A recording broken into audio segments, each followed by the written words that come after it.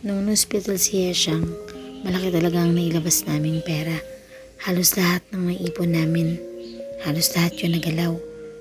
Malaki kasi talaga yung kinailangan niya para sa gamot at bills. Kaya kinailangan talaga mag-isip-isip ng paraan para makabawi. Sinubukan kong mag-isip, magsimula. Pero feeling ko freeze ako. Kahit ilang gabi ako nag-iisip-isip kung paano ba ulit magsisimula, lalo't pandemya. Paano lahat humina, lahat halos lugi. Feeling ko down na down ako, feeling ko freeze ako. Di ko alam kung paano ba ako gagalaw at magsisimula ulit. Pero syempre sinamahan ko ng dasal na sana makapag-focus at malabanan ng depression at anxiety. Pinag-pray ko na sana i-bless ulit ni Lord ng knowledge at kakayahan kasi siya naman ang magbibigay ng lahat. Hindi naman talaga tayong magaling eh. Siya naman talaga. Siya yung magbibigay ng blessing. Kailangan lang talaga natin magsumikap at magtiyaga. And I have faith that one of this day, bibigyan niya yung guidance para makabawi at makapagsimula ulit. Tayong mga magulang, dapat lagi tayong strong para sa kinabukasan ng mga anak natin,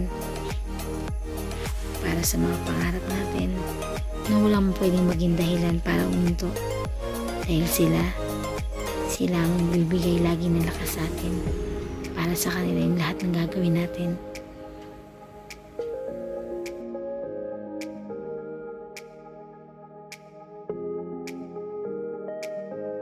Sila pa lang sapat na dahilan na para magtiyaga at mangarap. Sila ang kaligayahan ko.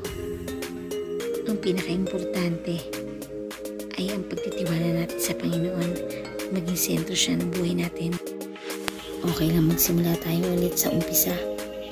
Ang importante, buo tayo at masaya. Yun lang sapat na.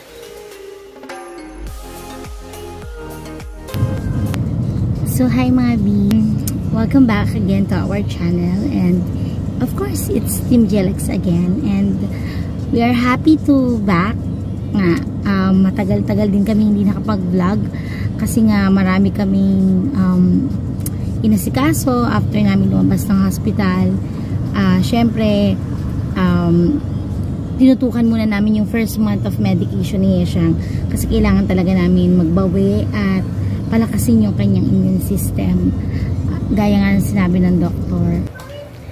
So hi mga B, eto na nga, mag-start na tayo maglagay ng mga tarpaulin and weighing scale sa ating mga receiving station.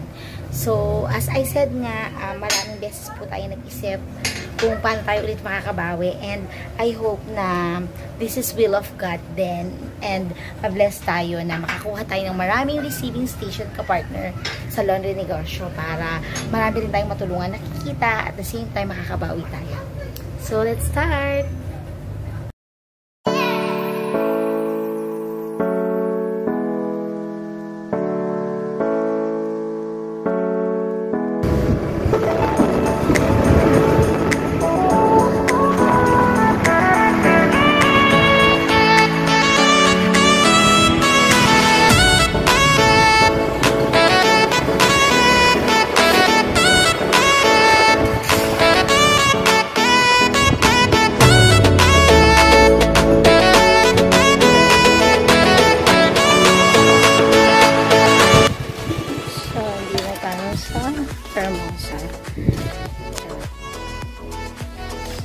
Sa awan ng Diyos, nandito ba ang ating bimbing?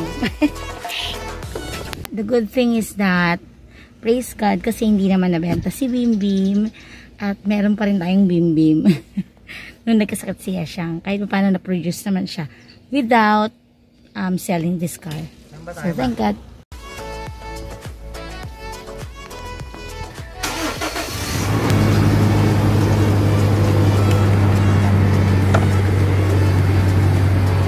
Let's start!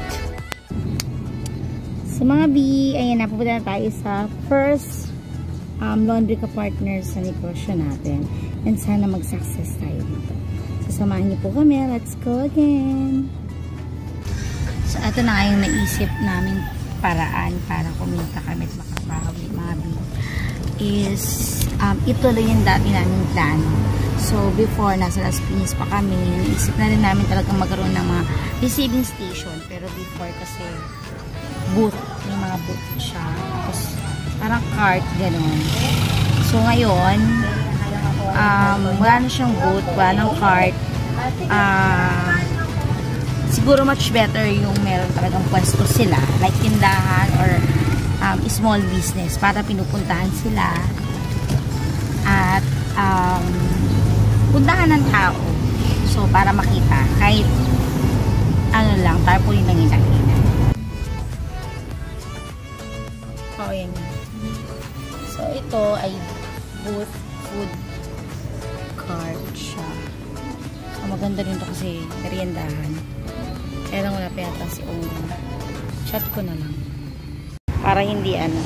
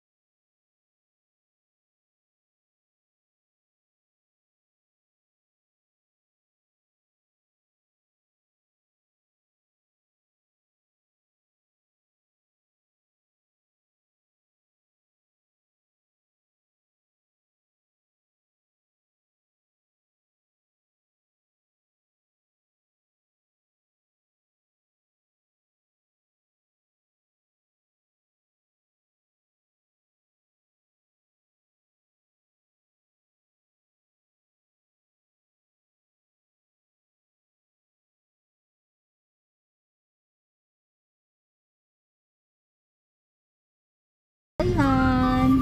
Happy. Mga B, na-miss nyo ba kaming mag-vlog? Ako na-miss kong mag-vlog. Matagal-tagal din kami hindi nakapag-vlog ni Dada. Kasi nga, simula nung lumabas siya sa hospital, syempre naging busy na rin kami sa pag-aalaga rin kay Yesha kasi kailangan namin tutukan lahat sa kanya. Especially yung ano niya, first month of medication niya. And, syempre nag-isip din kami ng mga bagay-bagay kung paano kami makakabawi at kung paano kami magkakaroon ng income pa para ano yun, makabawi kasi alam naman natin na malaki-laki din talaga yung nailabas namin. Wala tayong booth ngayon, sabi ko nga small business yung pinaglalagyan natin para tarpaulin tsaka wing scale lang yung ilalagay natin. So for now mayroon na tayong nalagyan and thank God kasi nag-start na tayo. So mamaya mag-ikot kami para madagdagan pa yung ating receiving station. So for now ito lang muna and I hope mag-success tayo dito at makaisip tayong ibang paraan para bumawi. So ayan, thank you guys for watching. Abangan nyo next namin na kung ano man yung isipan namin na pagkakakitaan, isi-share pa namin sa inyo yun. And please comment below kung malapit kayo sa aming area, pwede namin kayong maging laundry partner sa negosyo. So comment down below kung mayroong mga tagi-imus sa inyo dito sa Imus Cavite and Bacoor. Pwede po namin kayong lagyan para makatulong din po. Malaking bagay din po yung 25% share every week kasi maganda po ang kitaan sa laundry at wala naman po kayong kapital or operation na gagawin.